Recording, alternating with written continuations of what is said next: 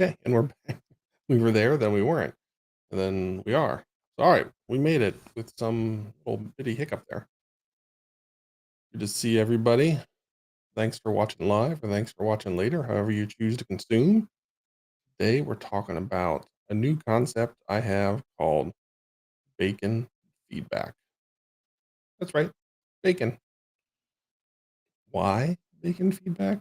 Josh, why are you crazy? And just to honor the situation, I've got t-shirt at my favorite pizza joint in Cincinnati, and my favorite food-based hat is leg day. As you can see, it's a bucket worth of chicken with legs working out.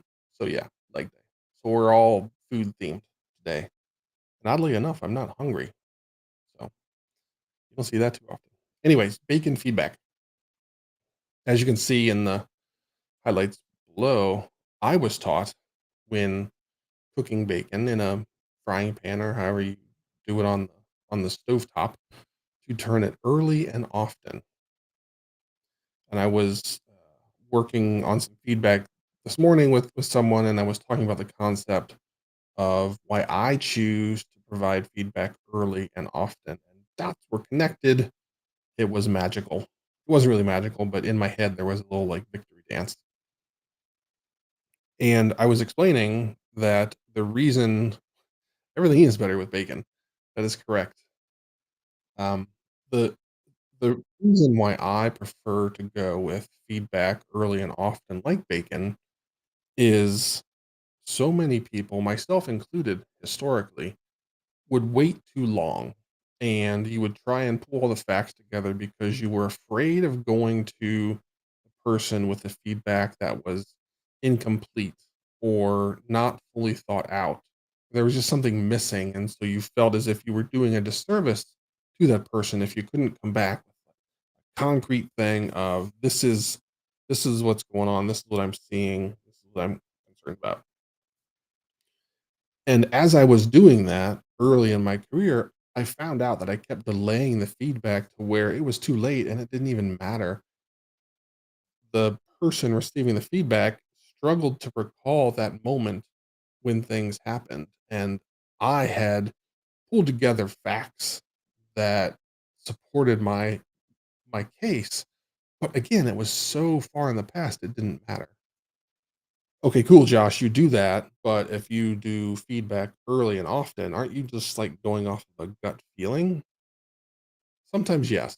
And I did some of that recently. And the value there is you address the situation early, you put it on the table early. And more importantly, you present it not as an attack. There's so many times when feedback is presented and it feels very attacking, and defensive measures go off, jets are scrambled, all kinds of things happen, and the feedback never lands well.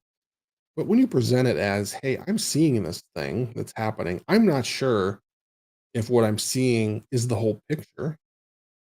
Help me understand what is and isn't happening. Number one, you are putting this failure on yourself because you haven't seen everything, which you can't. You can't see everything to be able to have the perfect case. So then the person receiving the feedback doesn't feel attacked. They're like, oh, okay. Well, Josh, let me explain to you. And I often open those discussions with, I hope I'm wrong. But I want to get it out there and just see if I'm wrong rather than me continuing to look at or investigate this thing and not waste time. So, one thing, it takes the defensiveness out. Two, it accepts the fact that anytime there's a disagreement, and this is a disagreement, just not like an aggressive one, of uh, person A receiving the feedback thinks everything's fine. Person B, who's ready to give it, thinks maybe things aren't fine and we should talk about it. What it does at that point is it puts the problem in the middle. So instead of me sitting across from a table, having a discussion where it feels like the problem is the person, when you present it as there's a little bit of mystery, you then end up shoulder to shoulder with someone looking at the problem. So the problem is disconnected now. That's why working on a whiteboard is so wonderful because instead of facing off with each other, you then turn and you're shoulder to shoulder. The problem is on the whiteboard. It's not within the two or three or four of you. So that sets the stage for a much more open, safe discussion. So that's key because you really do need to create a safe space where that person can thoughtfully hear, process, and respond.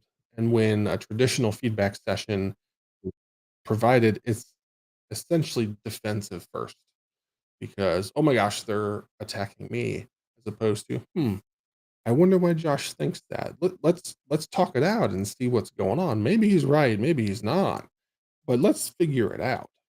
So that's a huge point that bacon feedback will give you is that now it's the two of you trying to solve this issue that maybe isn't even an issue at all. So again, early and often is how I was taught to cook bacon. I don't know if that's the official way. I've never looked it up. I just kind of took that as gospel. Um, so maybe I should investigate that. But treat feedback the same way, early and often. That way it's fresh, it's ready.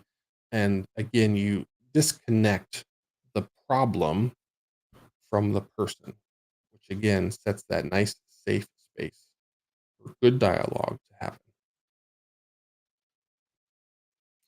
Annual reviews, absolutely. Oh man, I don't like to do them in an annual review, but there's times where you're forced to do it. But again, there have been other HR type situations where, yes, that's how the company wants you to do that, but I don't operate like that. So, yes, I fill in the framework and I deliver a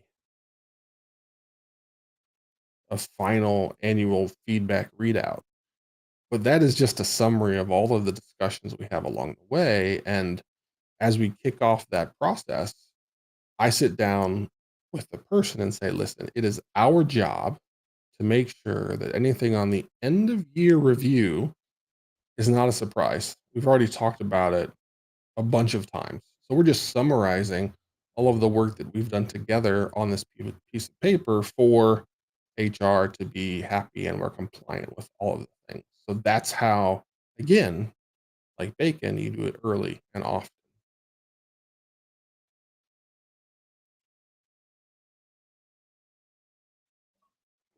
Drinking water is something I need to do early and often.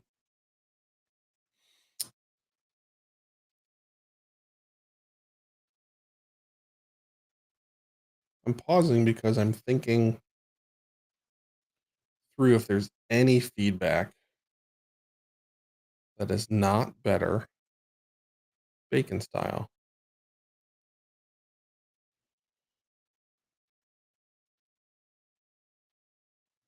I can't think of one.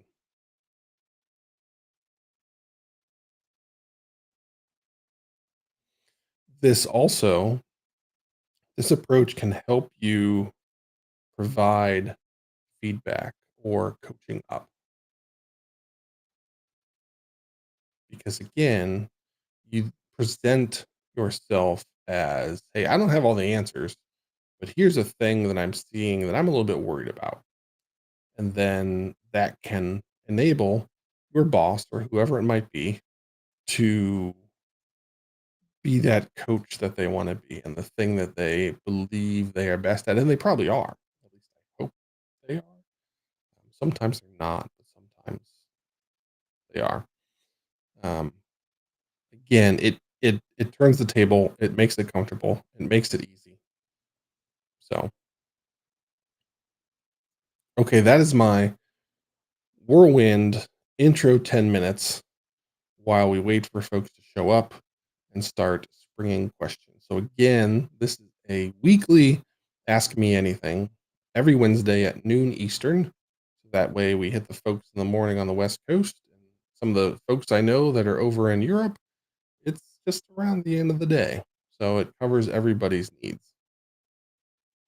And again, the goal here is for you to be able to come with any question that you have, pop it in the chat, and myself and the other members of the chat will jump in and give you all the answers that you need. And my goal again is that really the chat covers it, and I'm just like the traffic cop pointing people to different things. But nothing happens if we don't have questions. And Stephen Kellogg has been here for all of them and has created questions for us to juggle along the way. So now it's everybody else's turn. And if there are no questions, there are no questions, and we are done.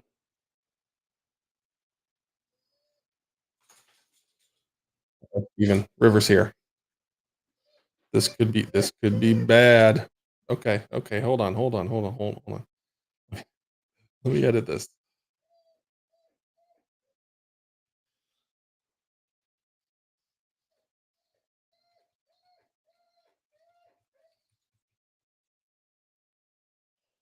Here we go. I'm coming, River. I'm coming, River. I'll be right back.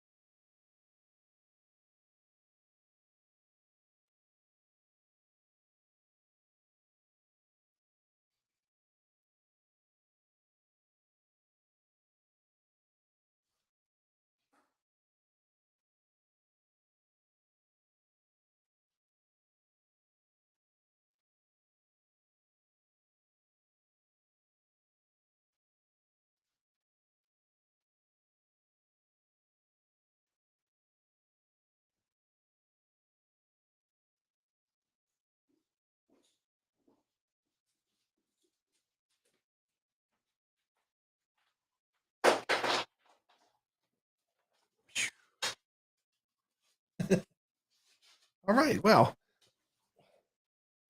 we're back after that. Thanks for holding on and talking amongst yourselves.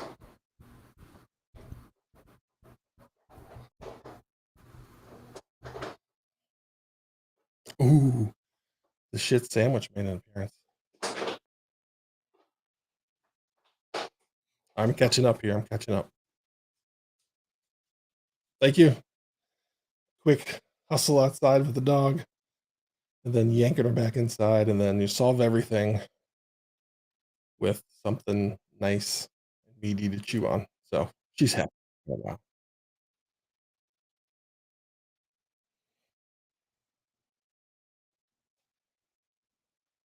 Yeah, the rainy weather. That is correct. Yeah, the positive feedback, that's a fantastic point because everybody does kind of default to negative feedback is what we're talking about. So thank you, Stormy, for pointing that out. Wonderful.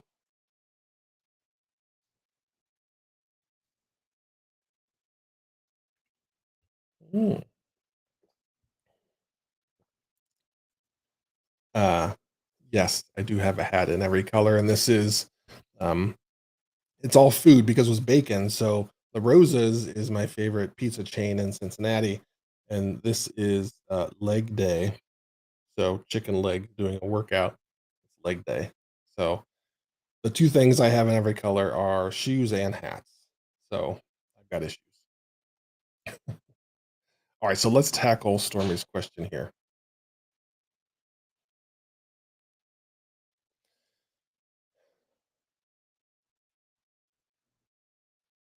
I don't I think the thing that you have to practice is identifying it, pulling together talking points quickly, and delivering it. I feel like we see it all of the time and lock it away for the weekly one-on-one, or as Steven mentioned, the annual review. Let's talk about it then. So I found that it was always there. What what I failed to do was consistently, clearly use it as soon as possible. I think that came with practice of delivering feedback and being more comfortable delivering that feedback with not completely clear context on my end, and using, as Bob would say, an ORSC method. I don't even remember what ORSC stands for, of separating the issue from the person and unifying with them to work against the problem. So we put the problem over here and we're shoulder to shoulder to face it. So I had to get better at delivering that feedback in that manner. And then also a thing that I had to do was prep people for that's how this is going to work. I found that when I explained up front before any feedback was given, this is the approach I'm going to take, and here's why. That set the stage, and they were already open because they could tell it was less threatening. So that's a lesson that I had to learn, was to set the stage for that, because it is quite different from, unfortunately, the way many folks have been coached in prior roles. So you have to let them know and explain why. And for logical folks, they might not always agree with an approach, but when you provide a well thought out and reasoned why and present it, they can get behind it because, like, oh, okay, yeah, that makes sense. Again, I might not love it, but I'm willing to give it a shot.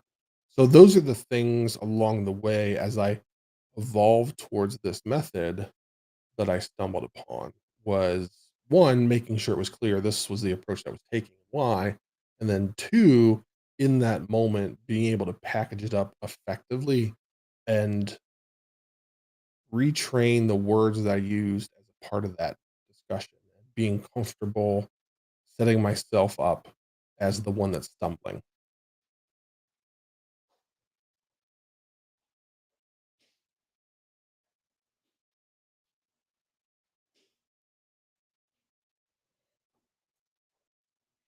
Yeah, Stephen, as usual, nailing it. That's asking questions. So one of my, I don't know if favorite's probably not the right word, but a common tool that I use with strong leaders that always have all of the answers is I ask them to only work with questions and to work on leading the team to discovering what the right answer is, as opposed to quickly providing it.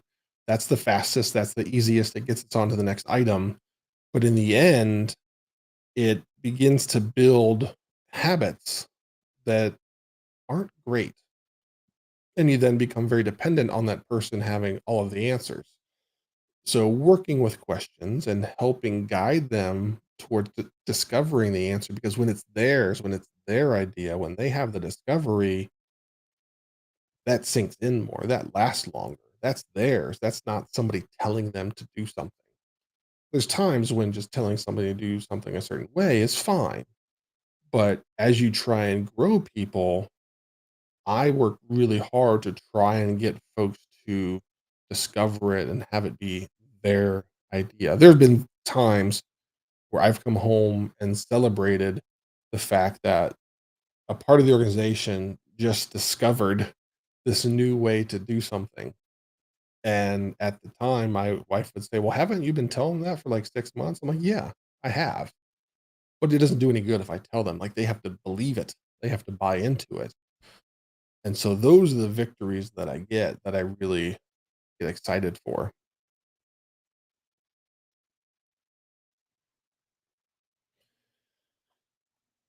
100%, Stephen. What I aspire to do when building teams is creating a group of collaborative problem solvers. And I found that when you have a group of people that operate like that, holy cow, Stormy. Wow, that is impressive.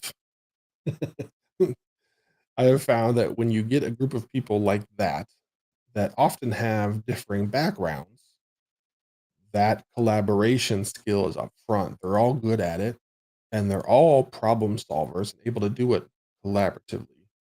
Then that team just becomes an absolute killer black box that anything you put in front of them, they just crush and destroy. So helping build that skill, that's something that is super powerful.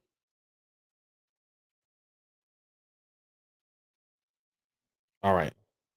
I want to do this just because I want to see if Stormy's message covers up my face. And I've got a big face. So, Stormy, if you can do this, winner, winner, chicken dinner. Here we go. Ready? Oh, oh, it trimmed it. It trimmed it. Loquacious. Man, word of the day also. Wow. All right. I got to get that off the screen so I'm not distracted because I will be distracted. All right.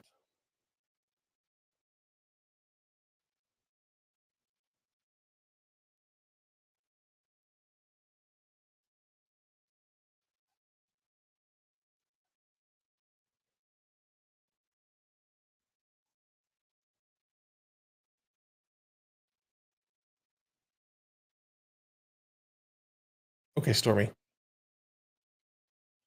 Let me take a drink of water before I respond loquaciously.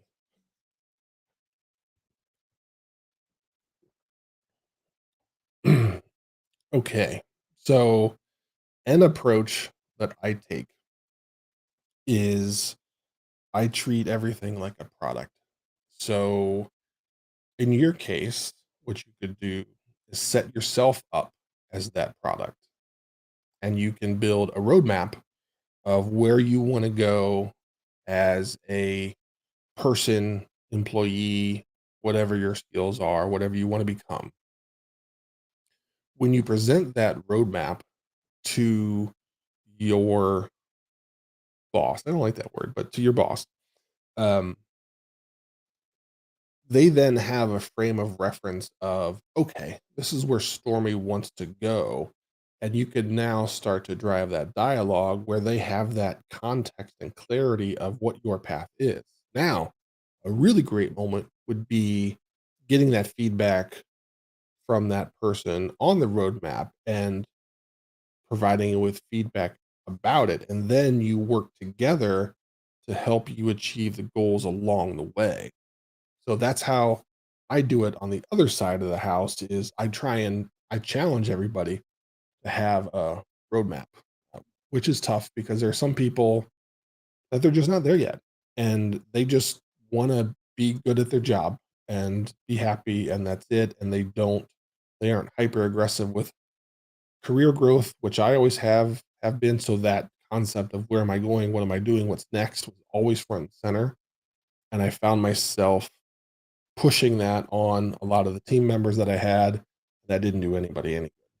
So uh, that's an approach that I would try.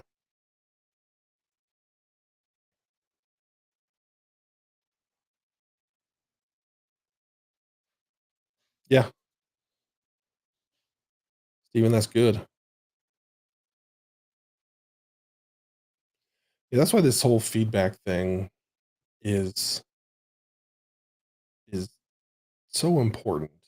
And in Discord, I got some feedback about the no shit sandwich and how decisive I was on it's always bad. There is no good and it's always lazy. And the person came and was very thoughtful about listen, maybe you shouldn't be so strong.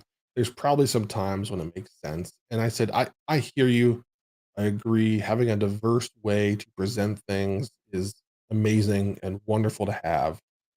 But the shit sandwich is a trap that people fall into, and that's the only way that they'll provide feedback. And I said it's often not that leader's fault.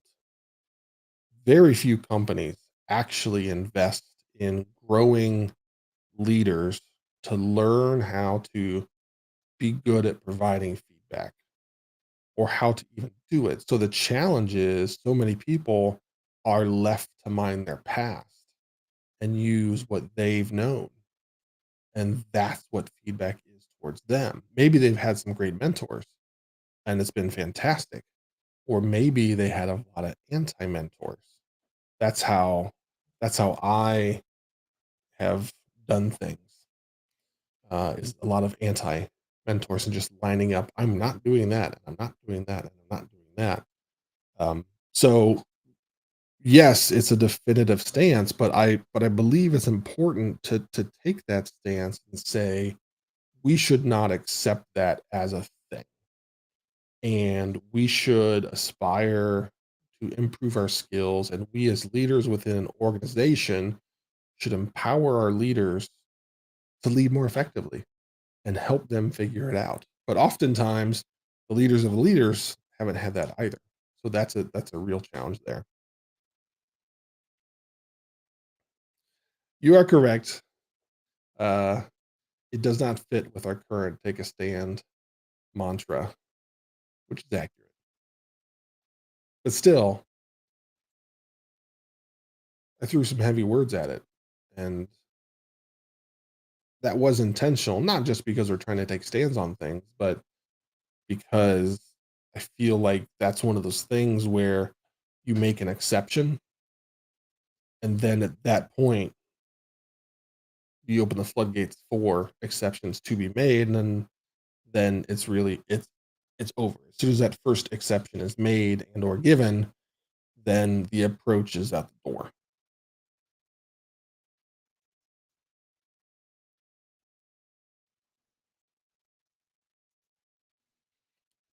I agree, Stormy. Although in our episode, I was able to completely erase Bob's negative feedback and bask in the glory of him being recorded saying I was handsome. I told him immediately after that that I'm never going to let that piece of video die. Ever, ever, never, ever. Which he lamented immediately.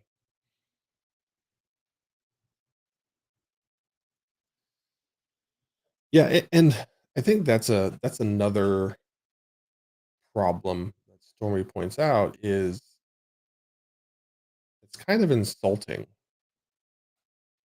to that employee receiving the feedback that the leader, manager, boss, whatever term you want to use,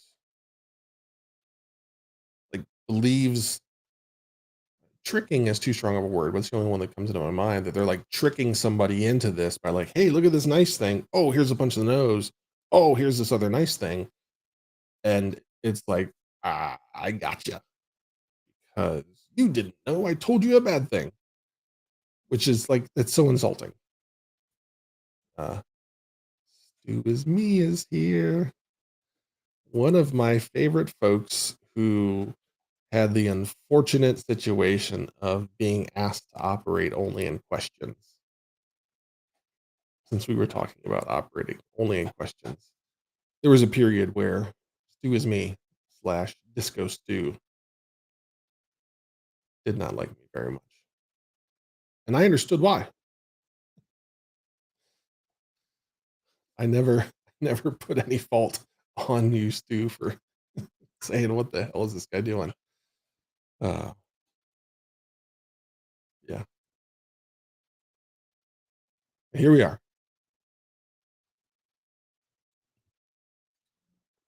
You are always the example I bring up, Stu. And that is because what Stu did was he received the feedback and processed it. And we continued our discussions. There were times where the feedback was rejected, and that was okay. That's fine because I knew Stu had consumed it and processed it and came back with viewpoints and things to discuss. That's when you know you've got a special person because they have willingness and capability to do that, even when it's frustrating. So that's when I knew I kind of had a glimpse. I thought Stu was going to be like the guy. And then when that happened, I was like, oh boy, this dude's a rock star. Because so many people just shut down and Stu did not. So that's why Stu is always the example that I use because that's kind of how it's supposed to work. And it only worked. It wasn't me. It was Stu that worked through all of that. So he's the man. I'm not just saying that because you're here, Stu. Yeah, there were no shit sandwiches then. You are correct. Ugh. Yeah, that was also where I was evolving my approach. So Stu was likely subjected to some stumbles from Josh along the way.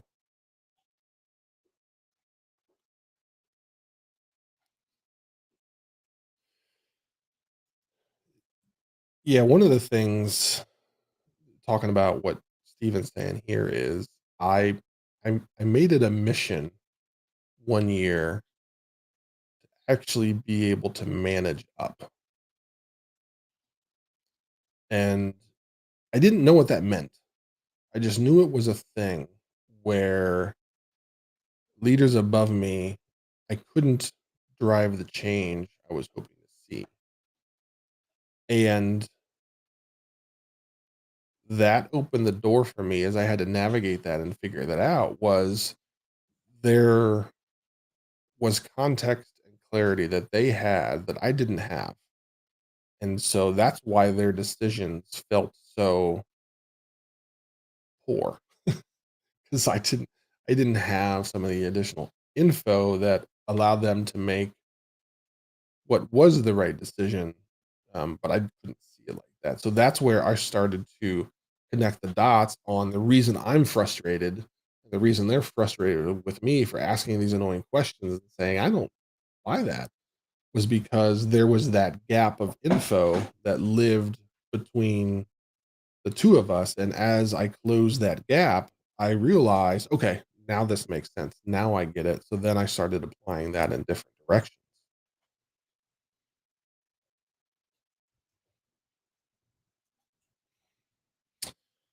Let's see. I think it depends on how you present it. So if you take the bacon feedback approach and you provide that feedback disconnected from them, then that negative feedback is good, and you actually want that. One of the one of the tricks that Stu and I came up with as we were interviewing people was we would we would present them with a difficult problem, and the whole goal that we wanted to see was, will this person engage in collaboration and be willing to have the discussion so that we, together with them, could work through the problem and get to the right answer.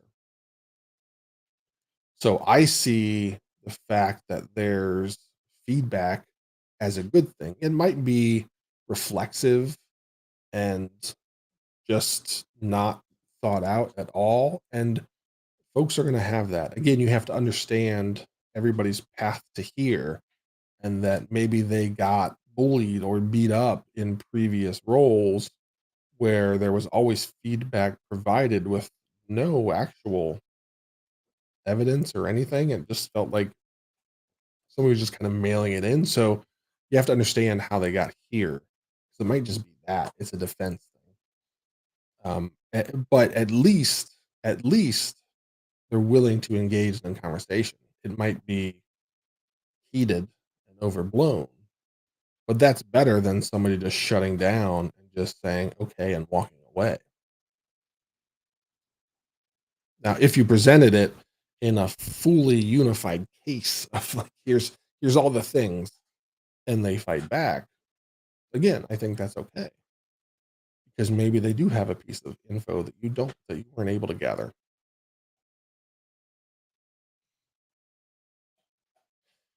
And yeah, that valid word, Stormy, is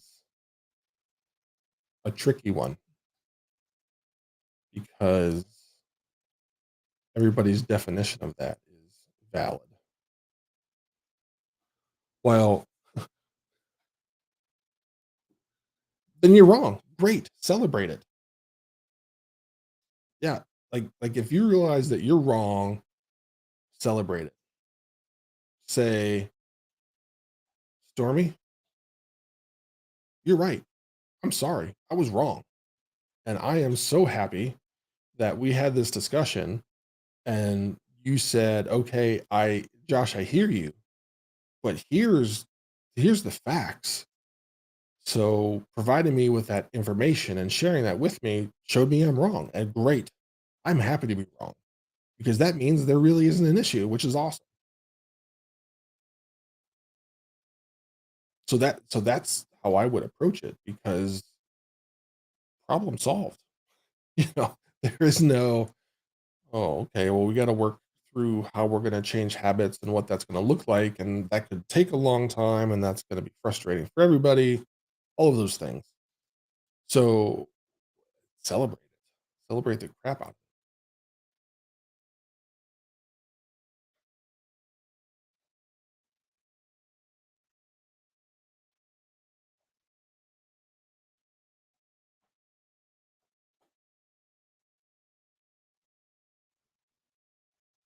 Okay,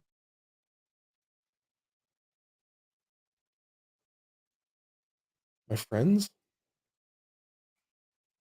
good dialogue. Thank you, everybody. Thanks for jumping in. Thanks for saving Mr. Kellogg from having to come up with questions for us to talk about. He's been carrying the load for a while and doing a fine job, but we want this to be for lots of people. Lots of people.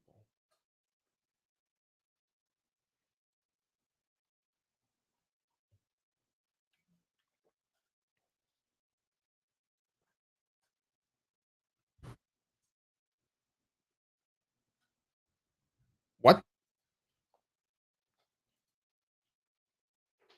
I didn't know this.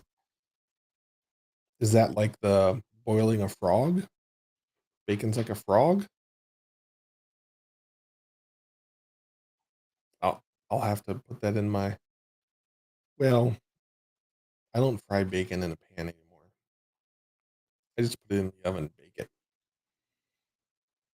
because I'm lazy and I can control the mess a little bit more. So yeah, I don't really do that anymore. All right, so we're getting cooking lessons. This is best AMA ever. If anybody has any other bacon cooking tips, now's the time. Now's the time to throw it out there. We can help each other make the perfect bacon, which is very important.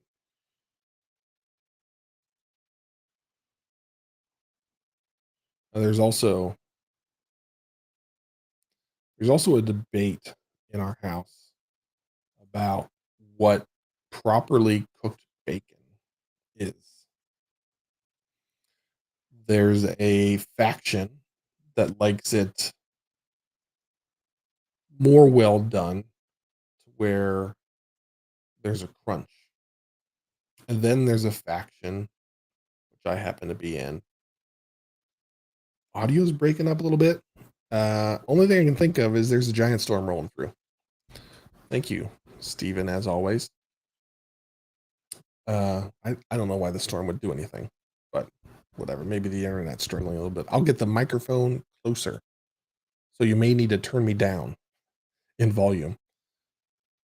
Um, I prefer, and a subset of my children prefer bacon to be more like medium rare, where it's kind of floppy, but not like if you put it on a fork, it's gonna like drip over.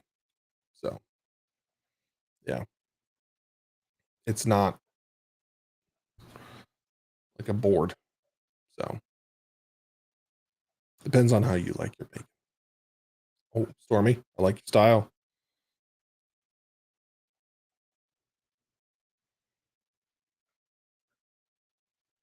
Oh, crispy bacon.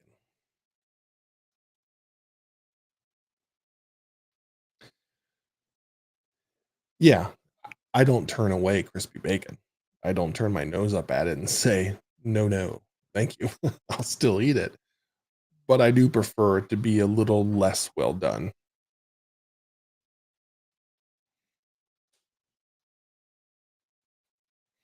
All right, so let's celebrate a little bit here with David.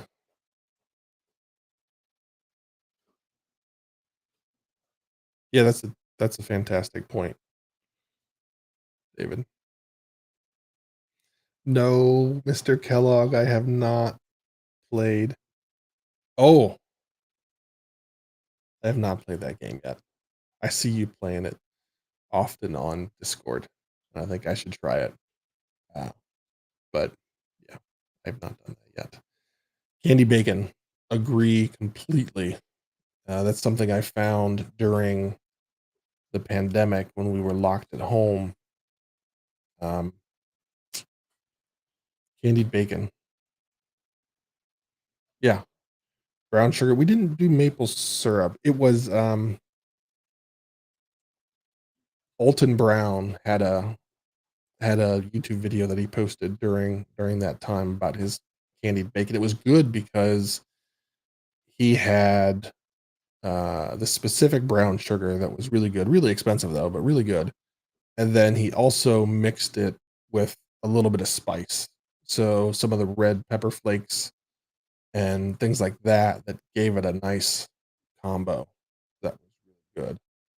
The first time I had it was at a local restaurant here, and you ordered a pint of bacon, so it came in a pint glass, and all the candied bacon was stuck in there.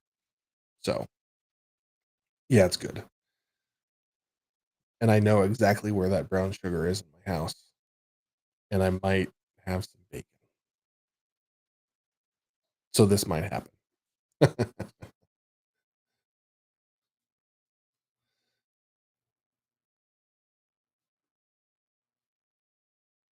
Yeah, Alton Brown's good. Yeah, it was a good recipe. I really enjoyed it, and I had to figure out how much was too much. Oh, look at Steven trying to rein me in. Uh,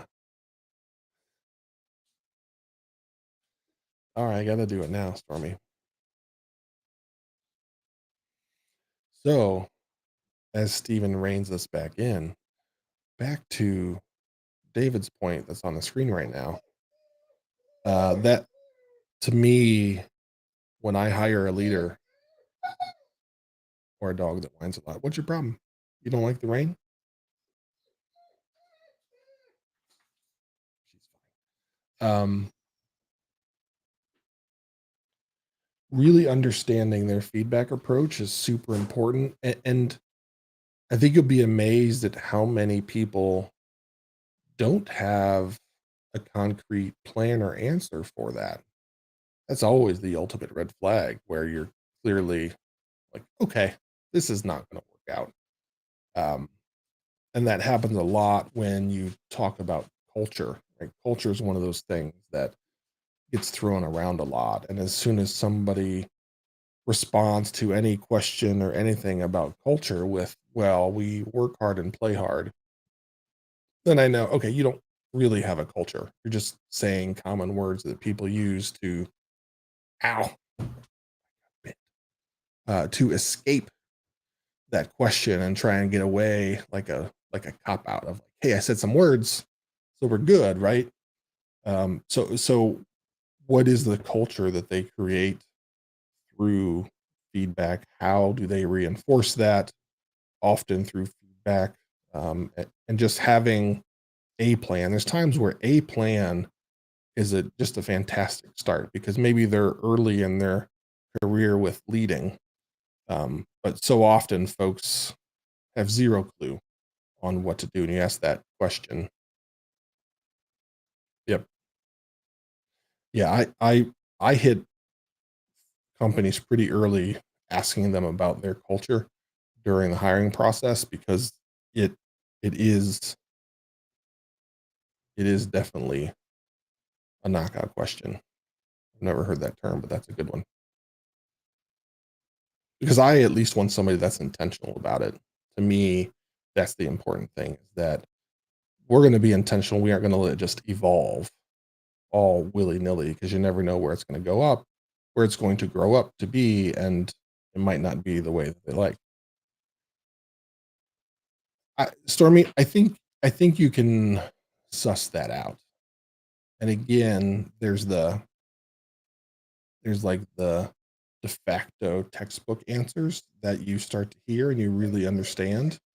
And then I think David's point about specifically asking about the feedback, that's that next level question that you can ask and really start to figure things out. Like, River, why are you whining right now? You have everything you could possibly want. Yeah, you got it. Everything's fine. So yeah, so yes, there's the intro question that you'll likely get a blanket answer to, but then questions about feedback, about review process, and all of those things where you'll start to see that there is a there.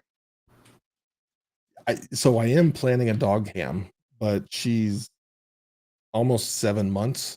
So unless I sedate her at noon, she's moving around like crazy. But as she matures a little and becomes less puppy, I do expect a dog cam.